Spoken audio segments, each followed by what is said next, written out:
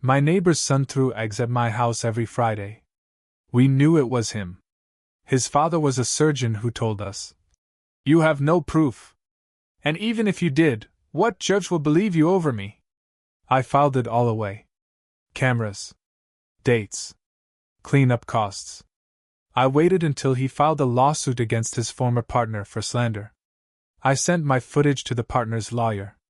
In the deposition, they played the video of his son yelling, "This is for my dad. He says your house smells like cheap soap."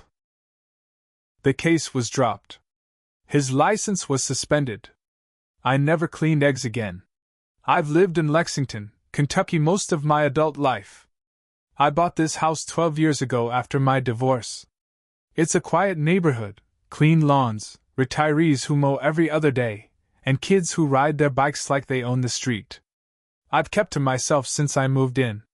I work from home in IT, I'm not flashy, I mind my business, and I say hello to folks but never get too involved. It all started one Friday evening after dinner. I was loading the dishwasher when my dog started barking like crazy.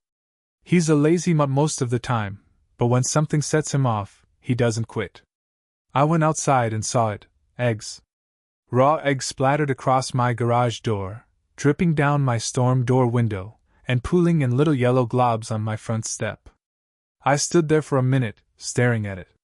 It wasn't Halloween, no local high school rivalry, no reason anyone would target me. Just a random attack? I cleaned it up and didn't think much about it. Until it happened again. And again. Every single Friday. Always around the same time, just before sunset. Never saw who did it. Never heard anything. I asked a few neighbors, but nobody saw anything. By the fourth week, I was fed up. I installed 3 cameras.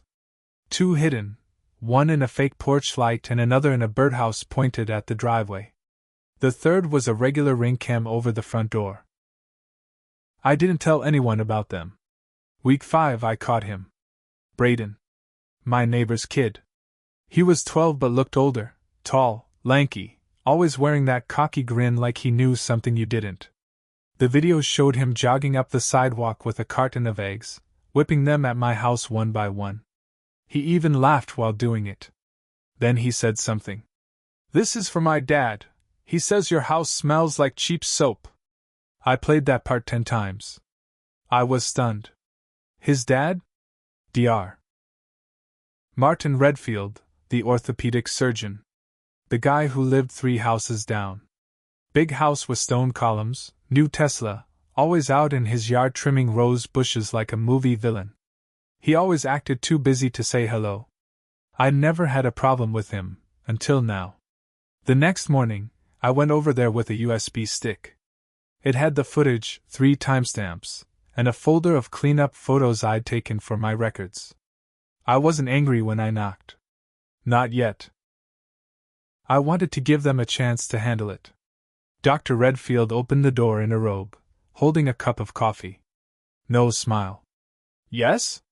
Your son's been egging my house. I've got him on video. I figured I'd bring it over instead of calling the cops." He didn't even look at the USB stick. He took a sip of his coffee, then shrugged. "You have no proof." I just said I do.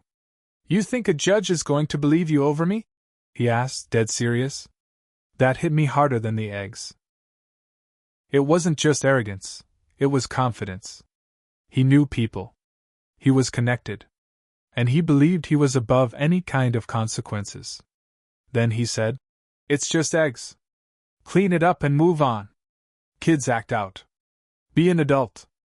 And he shut the door. That moment changed everything for me. I wasn't just pissed off. I felt humiliated. Insulted. Disrespected in my own home. He dared me to come after him. So I did. I spent the next 10 months preparing.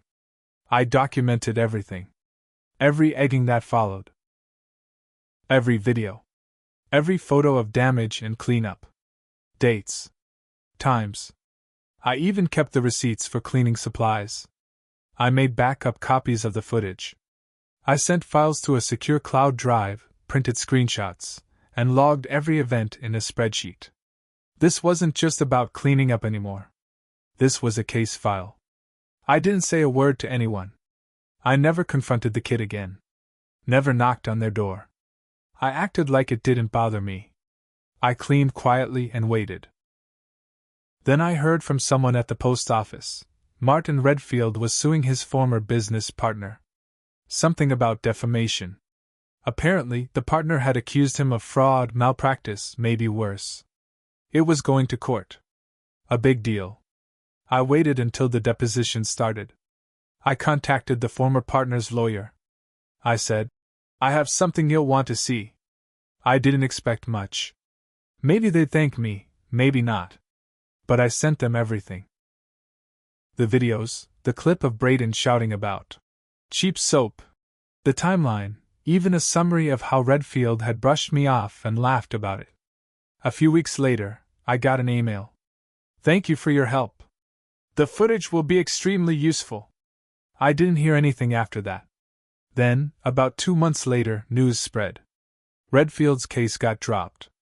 Apparently during a deposition, they played the video. Braden, standing in front of my house, screaming about how his dad told him to do it. On camera. Clear as day. The lawyer hammered him with questions. Why would a kid say that? Why was he targeting that specific neighbor? Was it retaliation? Was Martin influencing his child to harass people who wronged him? Word got around fast. Redfield lost the lawsuit. Worse, the state medical board started looking into him. His license was suspended pending investigation. Apparently, it wasn't just this. There were rumors, other reports, things the partner had claimed that now had credibility. The egging stopped. Just like that. It's been 8 months now. Nobody's thrown anything. No cars slowing down on Fridays. Just peace. And I've never cleaned eggs again. I thought that would be the end of it.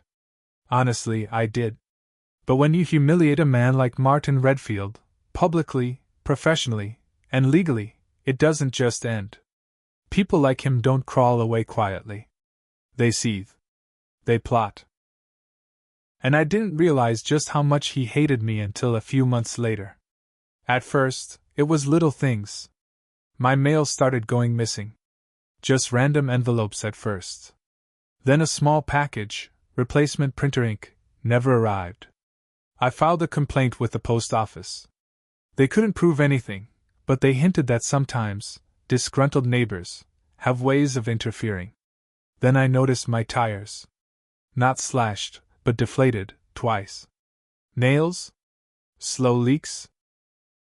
Both happened on Sunday mornings, parked in my driveway. My mechanic said it was suspicious. Still, I didn't want to jump to conclusions.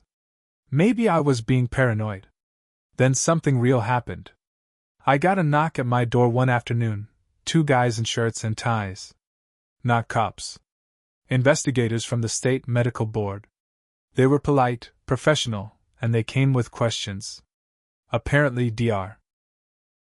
Redfield had filed a counter-complaint against me, claiming I'd harassed his family, doctored video footage, and made libelous statements to sabotage his career out of jealousy. I just stared at them for a second. "You think I fabricated a year's worth of eggings?" They didn't say much. Just asked to see the original footage again. I showed them everything, the untouched copies, the time-stamped metadata, even the original files from the Ring Cloud storage. They didn't say much, but one of them muttered, "That's pretty conclusive." They left. I didn't hear back. But now I knew Redfield was trying to drag me down with him. Then things got worse. Braden. That little bastard. I hadn't seen him in months. He wasn't walking home from school anymore. No more bikes in the driveway. Then one day I came home to find something in my mailbox. It was a printout. A full-page photo of my house, taken from the sidewalk. A single line written across the bottom in black marker. "You started this." No return address. No envelope. Just that. That night I couldn't sleep. I sat on my porch with a bat in my lap, just watching the street. Every car that passed made my chest tighten. I started checking the locks 3 times before bed. I'd ruined Redfield. And now he wanted to ruin me. The next week, I got called in for a zoning complaint. Someone had reported me for unlicensed home business operations. Claimed I was running a computer repair shop from my garage. Total lie. But I had to attend a hearing, file paperwork, and prove I wasn't violating any ordinances. Another anonymous complaint came in 2 weeks later, noise violations. Then trash storage issues. Then a weird call from animal control saying someone had reported my dog for aggressive behavior. Every time, I cleared it. I had evidence. Clean records. But the pattern was obvious. Someone was coming after me. Someone with time, anger, and a long memory. I kept my cameras running. I started saving more footage. I even installed a second Wi-Fi connected camera inside my living room window, just in case. But nothing happened for weeks. Then, one morning, my boss called. I got a strange email. He said. Said you'd been arrested. Said you were under investigation for harassment. It came from a personal Gmail, but it used company language and a fake signature block. My stomach dropped. Martin was trying to ruin my job now. It wasn't over. He wanted revenge. And I realized I was going to have to finish what I started. After that call with my boss, I knew this was escalating into something darker. Martin wasn't just angry, he was trying to destroy my life piece by piece. I could feel it in my bones. The man had lost his license, his pride, and probably a big chunk of his income. And instead of taking responsibility, he needed someone else to blame. That someone was me. I did everything I could to get ahead of it. I sat down with HR, showed them the emails, the footage, the investigation timeline. My boss believed me, he's a decent guy, but even he said, you might want to get a lawyer, just in case. People like that don't quit. He was right. 3 weeks later I got served. Not by Martin. By his wife. Celia Redfield, who I'd maybe spoken to 3 times in 12 years, filed for a restraining order against me. The claim?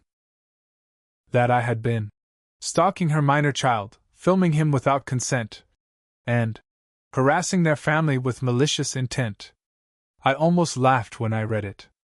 But it wasn't funny. That hearing had real stakes. If the order stuck, it would have looked like I was targeting them. I could lose my job. I could have a record. I couldn't take that risk.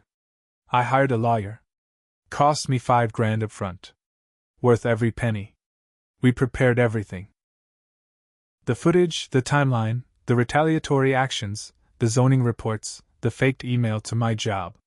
We even found proof that Braden had been disciplined at school for inappropriate behavior towards neighbors. And they had it logged, though they couldn't say more for privacy reasons. The day of the hearing, Celia showed up alone. Martin wasn't there. Braden wasn't there. Her lawyer did most of the talking.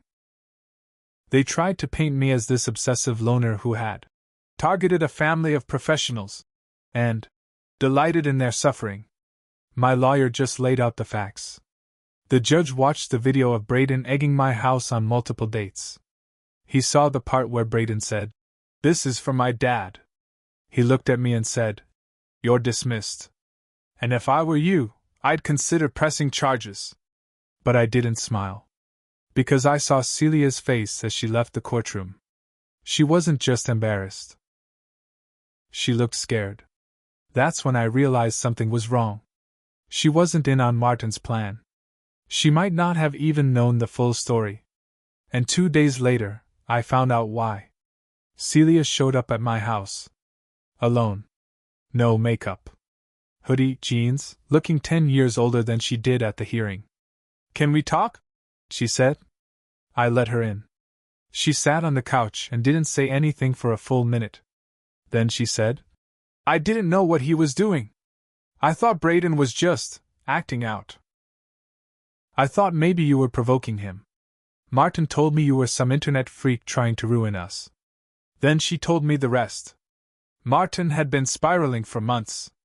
After the deposition footage leaked, he'd been blackballed at the hospital. 2 clinics cut ties. His medical license was on hold indefinitely. He started drinking more. Coming home angry. Blaming everyone: Celia, Braden, the former partner, the board, me. Then she lowered her voice. I think he's hiring someone. I blinked. Hiring someone to do what? I don't know, she said. But last week, I found him on the phone, talking about shutting you up for good. He said he had a guy in Tennessee who could handle it quietly. I don't know what he meant. But I'm scared. She was shaking when she said it. I believed her. So I did what I had to do. I called my lawyer. Then I called the police. Martin Redfield was no longer just a bitter ex-surgeon. He was becoming dangerous. After Celia left, I sat in my dark living room for an hour. I didn't move. I just thought about everything, how this had started with a few eggs, and now I was being warned by the man's own wife that he might try to hurt me. I wasn't afraid of Martin. Not in the way he wanted me to be. But I knew I had to act fast. Because now it wasn't just about revenge. It was about safety. I gave the police everything. All the files. The fake emails, the zoning complaints, the restraining order attempt, even my own written log of suspicious activity. They took it seriously. They already had a report open on Martin from the medical board inquiry. When I told them what Celia said, that Martin might be looking to shut me up for good, they escalated it. That night I couldn't sleep. Again. I kept the porch light on. I kept the bat by the door.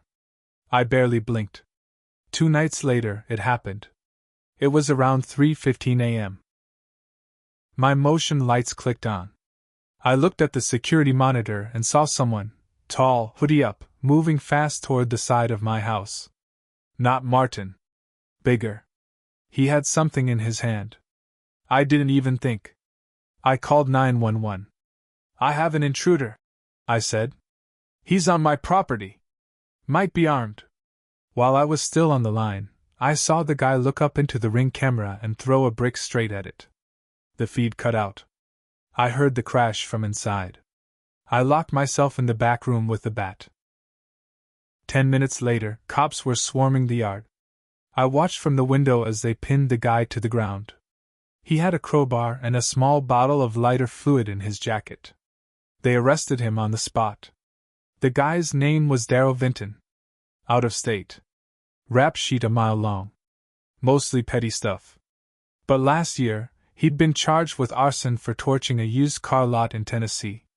Charges were dropped due to a technicality. They asked him who hired him. At first, he said nothing. Then, under pressure, he gave them a name. Dr. Martin Redfield. Martin had paid him $2,000 in cash to rough up the house. Told him it was just to scare the guy. Said it wasn't personal, just business. But Darrell told police Martin mentioned me by name. Gave him the address. Even showed him pictures from Google Maps. They brought Martin in for questioning the next day. He denied everything. But it didn't matter. Between Darrell's statement, the matching cash withdrawals from Martin's account, and the email trail I'd saved showing Martin's obsession with ruining me, police had more than enough. They charged him with conspiracy to commit a felony, solicitation, and harassment. Later, when they searched his laptop, they found messages he'd sent to someone else asking if they knew anyone who could shut down a neighbor for good. It went to trial. Martin pled not guilty. But it didn't work. The prosecution painted a perfect picture, a surgeon who let his pride rot his brain. A man who turned a simple neighbor conflict into a campaign of stalking, retaliation, and finally violence. The jury didn't take long. He was sentenced to 5 years. 5 years in a medium-security prison. No parole for at least 3. His medical license? Gone. Officially revoked. He's never practicing again. Celia filed for divorce a week later. Braden was pulled out of private school. I haven't seen either of them since. But there's one more thing. I made mistakes too. I let it go on too long. I let my anger stew into something ugly. I could have pressed charges earlier. I could have gone public. But I wanted to bury him slowly. Quietly. I thought that was smarter. It wasn't. It almost got me killed. Now, I keep the front camera on at all times. I change my locks. I carry pepper spray when I walk my dog. I learned that just because you win doesn't mean you come out clean. But I also learned something else. When a man thinks he's untouchable, all it takes is a single crack to bring him down. Sometimes that crack starts with an egg. And sometimes it ends in handcuffs.